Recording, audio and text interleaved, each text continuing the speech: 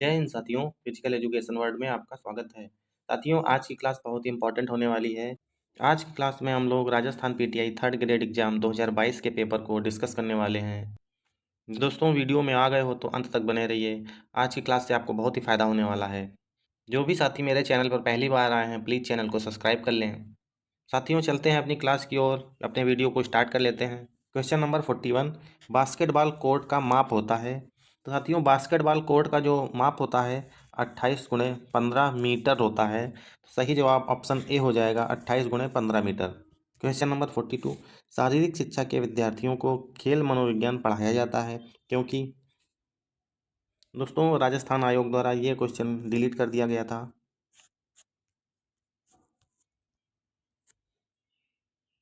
Question number 44, किस Olympic खेल में मशाल समारोह का आरंभ हुआ था। तो साथियों, मशाल समारोह का आरंभ 1936 में हुआ था और मशाल जो जलाई गई थी वो 1928 में जलाई गई थी। ये दोनों क्वेश्चन अलग अलग हैं। मशाल जलाई कब गई 1928 में, और मशाल समारोह कब आरंभ हुआ 1936 से चालू हुआ। क्वेश्चन नंबर 45, भारत में राष्ट्रीय अनुशासन योजना एनडीएस कब शुरू हुई थी। याद रखना साथियों, एनडीएस 1954 से चालू हुआ था। एनडीएस का मतलब होता है नेशनल डिसिप्लिन स्कीम, राष्ट्रीय अनुशासन योजना।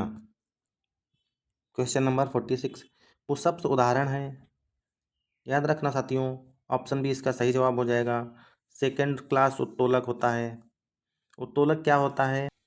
उत्तोलक एक ऐसा पॉइंट होता है जहां से संपूर्ण भार कार्य करता है। एग्जाम्पल के लिए मान लीजिए एक ये क्षण है, इसमें एक ऐसा पॉइंट ये है जहां से दोनों साइड का बैलेंस बराबर रहता है, तो ये पॉइंट हमारा उत्तोलक कहलाता है। और ये 3 टाइप का होता है। फर्स्ट टाइप में क्या होता है, एक साइड में इसका भार होता है और आलम्ब और आयास दूसरी साइड पे होते हैं। एग्जाम्पल के लिए कैंची हो गई, साइकिल का ब्रेक हो गया। सेकेंड टाइप का जो उत्तोलक होता है, इसमें क्या होता है, इसमें भार बीच में होता है, आलम्ब और आयास जो है साइड पे होते हैं। एग्जाम्पल के लिए नींबू निचोड़ने का मशीन ले लीजिए और बॉटल ओपनर ले लीजिए। अब जान लेते हैं थर्ड टाइप के उत्तोलक को।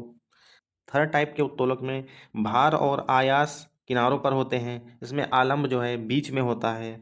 एग्जाम्पल के लिए हमारे मुंह का जबड़ा हो जाता है और चिमटा हो जाता है। साथियों, उत्तोलक आपको समझ में आ गया होगा। उत्तोलक एक ऐसा सीधा या टेढ़ा मेढ़ा छड़ होता है जिसमें एक पॉइंट होता है जिसके राउंड में उसका सारा बैलेंस बन जाता है। क्वेश्चन नंबर 47, पट्टी को बांधने के लिए जो गांठ उपयोग होती है उसको रीफ गांठ कहा जाता है। ऑप्शन ए सही जवाब हो जाएगा। क्वेश्चन नंबर 48, जिम्नास्टिक में फ्लोर एक्सरसाइज का निष्पादन क्षेत्र है। याद रखना साथियों, ऑप्शन डी सही जवाब हो जाएगा। जिम्नास्टिक में फ्लोर एक्सरसाइज 12 × 12 मीटर होता है। क्वेश्चन नंबर 49, स्मिथियन खेलों में क्या सम्मिलित नहीं था। सही जवाब ऑप्शन ए हो जाएगा। स्मिथियन खेलों में दौड़ना शामिल नहीं था। क्वेश्चन नंबर 50, अपाकुंचन और आकुंचन कहाँ होते हैं। सही जवाब ऑप्शन बी हो जाएगा। कंधे के जोड़ में प्रोटेक्शन और रिट्रैक्शन होता है। क्वेश्चन नंबर 51, 400 मीटर धावन पथ में स्टैगर देने का सूत्र है। तो साथियों, 400 मीटर में स्ट्रैगर का फार्मूला WN-1 -10 सेंटीमीटर इंटू 2 पाई होता है। अगर यही 200 मीटर्स का फार्मूला पूछने लग जाए तो इसमें 2 से भाग कर दिया जाएगा, मतलब फार्मूला हमारा बनेगा WN-1 -10 centimetre into pi. Question number 52, शारीरिक शिक्षा में पर्यवेक्षण का मुख्य केंद्र होना चाहिए। राइट आंसर ऑप्शन ए हो जाएगा। सीखने की स्थिति को सुधारना पर्यवेक्षण का मुख्य केंद्र होना चाहिए। क्वेश्चन नंबर 53, मानव शरीर में कितनी हड्डियां होती हैं। सही जवाब ऑप्शन ए हो जाएगा। 206 बोन्स होते हैं। दोस्तों, ये क्वेश्चन राजस्थान आयोग द्वारा डिलीटेड है। क्वेश्चन नंबर 55, पतंजलि योग सूत्र का पहला पाद या अध्याय है। तो साथियों, पतंजलि ने 4 पाद बनाए या 4 अध्याय दिए, जिसमें पहला है समाधि पाद, दूसरा साधन पाद, तीसरा विभूति पाद और चौथा कैवल्य पाद है। तो सही जवाब ऑप्शन सी समाधि पाद हो जाएगा। क्वेश्चन नंबर 56, स्पाइनोग्राफ कौन सी विकृति को मापने का यंत्र है? काइफोसिस में दोस्तों क्या होता है, हमारे कंधे आगे की ओर झुक जाते हैं, मतलब कुबल टाइप निकल आता है। नॉक नी क्या होता है, जब हमारे दोनों घुटने आपस में लड़ने लगते हैं, मतलब दोनों हम अपने पंजों को आपस में चिपका के खड़े होते हैं स्ट्रेट पोजीशन में, उस टाइम हमारे दोनों घुटनों के बीच में स्पेस रहना चाहिए। जिसके बीच में स्पेस नहीं रहता है उसे नॉकनी होता है। लॉर्डोसिस मतलब हॉलो बैक होता है। कहने का अर्थ यह है कि हमारी रीढ़ की अंदर को धंस जाती है और हमारा पेट बाहर की ओर निकल आता है। स्कोलियोसिस, इसमें क्या होता है, हमारी जो रीढ़ की हड्डी है ये एक साइड में मुड़ जाती है। इस प्रश्न का राइट आंसर स्पाइनोग्राफ का मतलब होता है स्कोलियोसिस। ऑप्शन डी हमारा सही हो जाएगा। क्वेश्चन नंबर 57, एक अच्छे लंबी दूरी के धावक के लिए किस प्रकार के पेशी तंतु आवश्यक होते हैं? तो साथियों, लंबी दूरी का जो धावक होता है उसे अधिक ऑक्सीजन की ज़रूरत पड़ती है, जिसके लिए रेड मसल फाइबर्स की आवश्यकता होती है। रेड मसल फाइबर्स को ही मंद स्फुरण कहा जाता है। वाइट मसल फाइबर जो होते हैं उनको तीव्र स्फुरण कहा जाता है। और वाइट मसल फाइबर जो होते हैं ये हीट रेसिंग या कम समय की दूरी के लिए होते हैं। क्वेश्चन नंबर 58, अध्यापक शिक्षण का इंटर्नशिप कार्यक्रम उपलब्ध कराता है। याद रखना, इंटर्नशिप का कार्यक्रम प्रायोगिक पाठ्यक्रम के अंतर्गत आता है। क्वेश्चन नंबर 59, हेपेटाइटिस बी संक्रमण है। Right answer option B liver हो जाएगा। हेपेटाइटिस लीवर की बीमारी है। क्वेश्चन नंबर 60, जीवित जीव के कार्य को जाना जाता है। राइट आंसर ऑप्शन सी हो जाएगा क्रिया विज्ञान। जीवित जीव का कार्य क्रिया विज्ञान के अंतर्गत आता है। क्वेश्चन नंबर 61, युक्त क्रिया है। राइट आंसर गामक क्रिया को युक्त क्रिया कहा जाता है। क्वेश्चन नंबर 62, शक्ति व गति योग्यता का संयोजन कहलाता है। साथियों, फार्मूला होता है speed plus strength is equal to explosive strength. तो सही जवाब हमारा ऑप्शन ए हो जाएगा, विस्फोटक शक्ति। क्वेश्चन नंबर 63, 1947 में भारत से अंतर्राष्ट्रीय ओलंपिक समिति का सदस्य कौन था? राइट आंसर ऑप्शन सी हो जाएगा, राजा भालेंद्र सिंह 1947 में अंतर्राष्ट्रीय ओलंपिक समिति के सदस्य थे। क्वेश्चन नंबर 64, जर्मन जिम्नास्टिक नामक पुस्तक किसने लिखी? राइट आंसर ऑप्शन डी हो जाएगा, फ्रेडरिक लुडविग जॉन ने जर्मन जिम्नास्ट नामक पुस्तक लिखी थी। क्वेश्चन नंबर 65, भंग हुए कंधे का प्राथमिक उपचार है। कहने का अर्थ है जब हमारा कंधा डिसलोकेट हो जाता है तो इसका उपचार यही रहता है कि हम इसको स्थिर कर दें, मतलब स्थिरीकरण करना इसका सही जवाब हो जाएगा। क्वेश्चन नंबर 66, मानसिक बीमारियों के लिए सर्वोत्तम दवा हो सकती है। राइट आंसर ऑप्शन बी हो जाएगा, मानसिक बीमारियों को व्यायाम के द्वारा ठीक किया जा सकता है। क्वेश्चन नंबर 67, शारीरिक शिक्षा उन अनुभवों का सामूहिक प्रभाव है जो शारीरिक क्रियाओं द्वारा व्यक्ति को प्राप्त होते हैं। यह परिभाषा दी गई है। राइट आंसर ऑप्शन डी हो जाएगा, यह परिभाषा डी ओवर टोफर द्वारा दी गई है। क्वेश्चन नंबर 68, सबसे लंबी एवं शक्तिशाली मांसपेशियां शरीर के कौन से भाग में पाई जाती हैं? राइट आंसर ऑप्शन बी हो जाएगा, शरीर के निचले भाग में शक्तिशाली एवं लंबी मांसपेशियां पाई जाती हैं।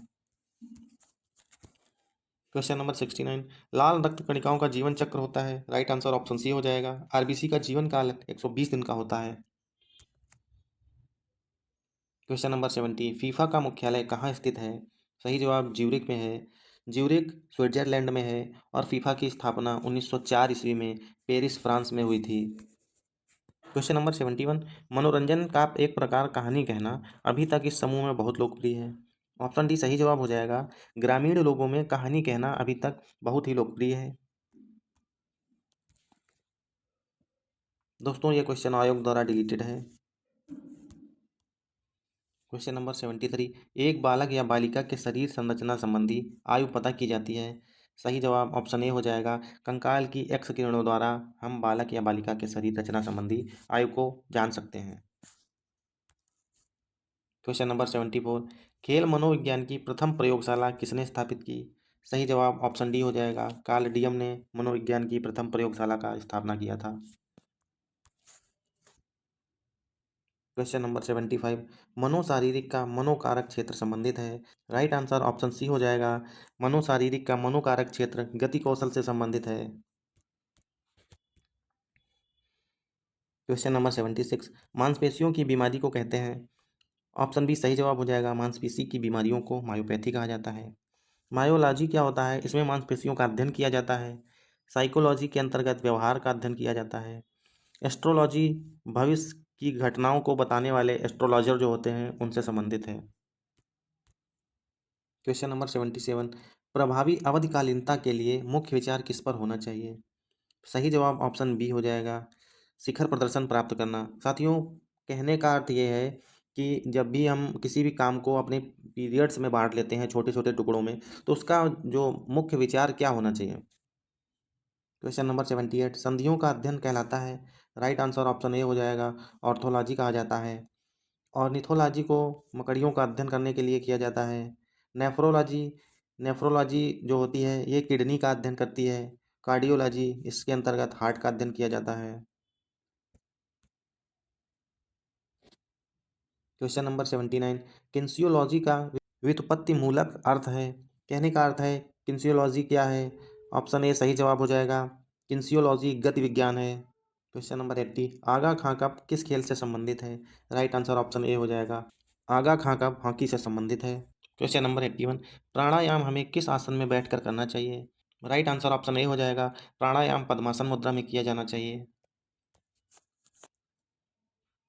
क्वेश्चन नंबर 82, जमीन की सतह से हैंडबॉल के गोल पोस्ट की ऊंचाई कितनी होती है?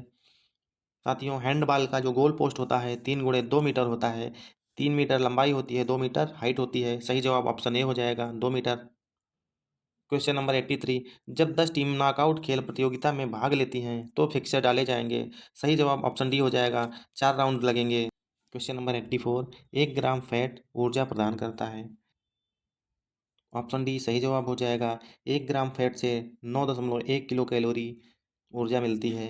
इसी तरह से 1 ग्राम प्रोटीन से 4.1 किलो कैलोरी ऊर्जा प्राप्त होती है। 1 ग्राम कार्बोहाइड्रेट से 4.1 किलो कैलोरी ऊर्जा प्राप्त होती है। क्वेश्चन नंबर 85, अष्टांग योग का भाग है।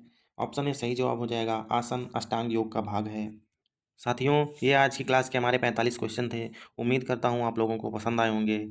दोस्तों, मिलते हैं अगली क्लास में नए प्रश्नों के साथ में। तब तक के लिए हंसते रहिए, मुस्कुराते रहिए। जय हिंद।